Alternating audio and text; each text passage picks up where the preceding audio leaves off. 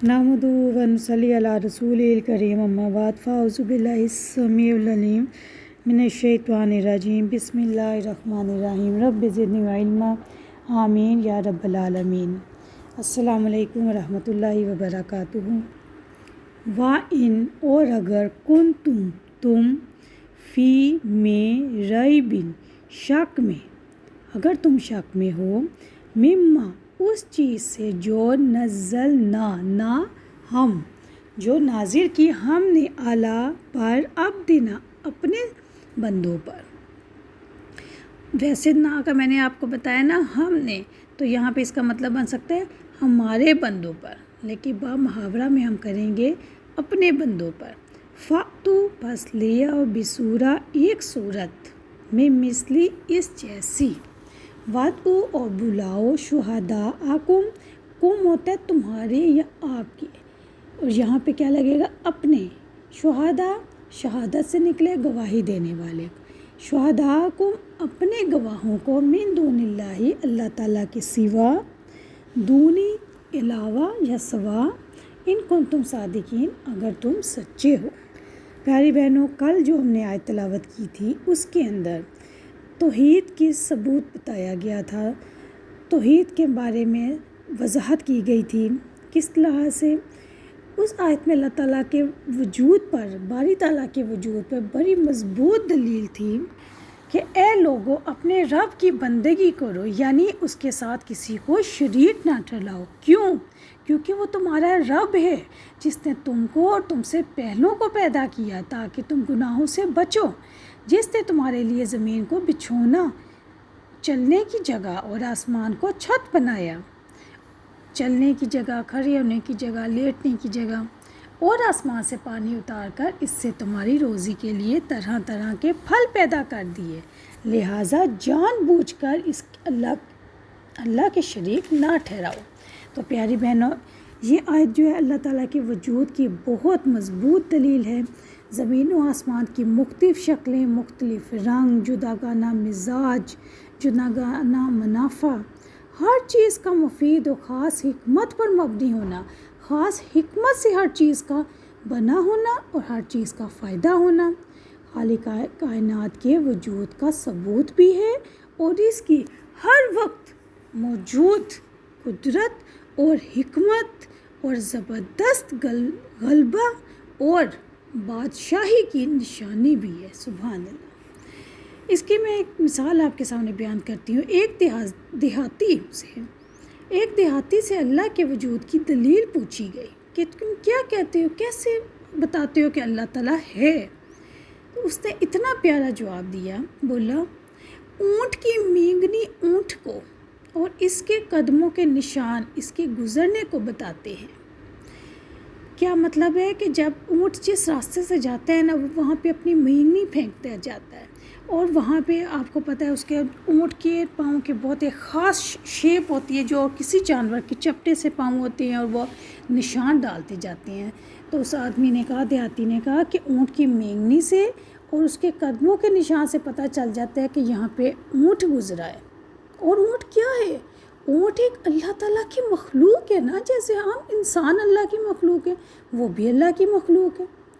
तो उस देहाती ने कहा कि ये तो एक ऊँट एक मामूली मखलूक है, ये बुर्जों वाला आसमान जिसके ऊपर चाँद सितारे बने हुए हैं, ये राहों वाली ज़मीन जिस पे रास्ते बने हुए हैं, ये मौजों वाला समुंदर जिस पे मोजे तूफ़ान उठते रहते हैं, क्या एक बारीक बीन, बारीक से बारीक तख्लीक करने वाला, खबरदार करने वाला खालिक कायनात के वजूद को नहीं बताते? कितना प्यारा उसने जवाब दिया। एक देहाती होने के बावजूद उसने इतना प्यारा जवाब दिया कि मामूली मखलूक का पता चल जाता है, तो क्या इतनी निशानियाँ जो हमारी इर्द गिर्द फैली हुई हैं, क्या उनके बारे में नहीं हमें पता चलता कि हाँ वाकई अल्लाह है? प्यारी बहनों, क्या हमें नहीं पता चलता कि वाकई अल्लाह है? क्या हमारे दिल उसके नाम से डरते हैं? क्या उसका सोच के हमारा जिस्म कांप उठता है? क्या हमें یہ نشانیاں نہیں نظر آتی. وہ جو دیہاتی ان پڑھ انسان تھا اس کو اللہ کی نشانیاں نظر آ رہی تھی, اس کو اللہ کا یقین تھا. تو ہمیں جو ارد گرد اتنی نشانیاں پھیلی ہوئی ہیں, ہماری اپنی ذات میں, اپنے جسم میں کتنی نشانی ہے, کتنی ہم نعمتوں سے فائدہ اٹھاتے ہیں. ہم اللہ کی پہچان کیوں نہیں رکھتے؟ کیوں ہم اللہ تعالیٰ کو اپنے معاملات میں آگے نہیں رکھتے؟ کیوں ہم اپنے نفس کو آگے کرتے ہیں؟ پیاری بہنوں, اپنے نفس کا غلام ہونے سے بچ جائیں. یاد رکھیں, جو انسان نفس کا غلام ہونے سے بچ گیا یقیناً وہ دنیا اور آخرت دونوں میں کامیاب ہے. اس آیت میں توحید کا ثبوت تھا, اور جو اگلی آیت جو میں نے اب آپ کے سامنے پڑھی ہے, تلاوت کی ہے, اس میں رسالت کا ثبوت ہے. اور کیا کہا جا رہا ہے کہ اگر اس میں سے جو ہم نے اپنے بندے پر اتارا, یعنی قرآن مجید, تمہیں کوئی شک ہے کہ یہ ہم نے نہیں اتارا, یہ اس بندے نے خود ہی بنا لی ہے, اگر تم سچے ہو تو تم اس جیسی ایک صورت تو بنا کے لاؤ. جیسی اس میں صورتیں ہیں, چھوٹی سی ایک صورت تم بھی بنا لاؤ, اور اللہ کے سوا اپنے تمام مددگاروں کو بلا لو, سب کو بلا لو. جس چیز کو تم نے مدد کے لیے بلانا ہے سب کو بلا لو, پورا زور لگا لو, اور قرآن کی ایک چھوٹی سی صورت کی طرح کوئی صورت بنا لو. حالانکہ تم میں تو بڑے بڑے شاعر ہیں, خطیب ہیں, تو پھر بنا سکتے ہو؟ نہیں نہ بنا سکتے, تمہارے پاس کی بات ہی نہیں ہے. حالانکہ تم تو اہل زبان ہو. پیاری بہنوں, قرآن مجید عربی زبان میں اترا. کیوں؟ کیونکہ یہ عرب پر اترا تھا. اس وقت عرب پر یہ اترا تھا, تو انہی کی زبان میں اترا. اس لیے انہی کو چیلنج کیا جا رہا ہے کہ تمہاری زبان میں ہی اترا ہے, تمہاری زبان ہے, اور تم لوگ تو اپنے آپ کو بڑا خطیب کہتے ہو, بڑا شاعر کہتے ہو کہ ہم سے زیادہ اچھی عربی کوئی بول ہی نہیں سکتا. تو پھر اتارو نا, لاؤ نا, بناؤ نا صورت. اگر نہیں بنا سکتے تو انصاف یہ کہتا ہے کہ پھر قرآن اللہ کا کلام ہے, اس کو مان لو, اس میں برابر شک نہ کرو. رسول اللہ صلی اللہ علیہ وسلم نے فرمایا, ہر نبی کا کوئی نہ کوئی ایسا معجزہ ضرور دیا گیا جس کی وجہ سے لوگ اس پر ایمان لائے. مجھے وحی کا معجزہ عطا ہوا جسے اللہ تعالیٰ نے میرے پاس بھیجا, اور مجھے امید ہے کہ قیامت کے دن میرے ماننے والے بہت زیادہ ہوں گے. یہ بخاری اور مسلم کی حدیث ہے. ہر نبی کا معجزہ ان کے ساتھ چلا گیا, ختم ہو گیا دنیا سے, مگر میرا معجزہ قیامت تک باقی رہے گا, اور میرے ماننے والے بہت زیادہ ہوں گے.